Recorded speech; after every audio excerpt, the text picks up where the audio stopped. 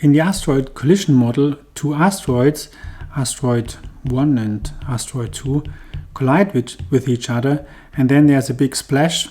Material becomes very, very hot and is then expelled into the surrounding and forms little droplets, which then form the chondrules.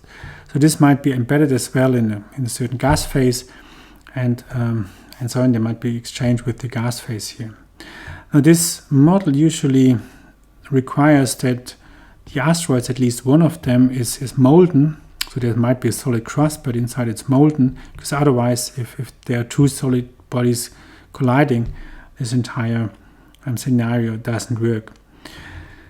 Now there are, of course, a number of questions associated with this model, which is that chondrules that are expelled here, they should maybe have all the same composition, which is not observed, or if the asteroid is structured in such a way and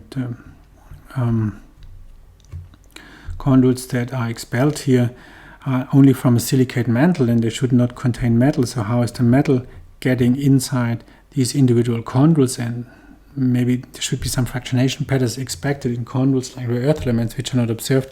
However, many of these problems are addressed by this worker. So this is one of the models under consideration, and this is very simple terms how the collision model works.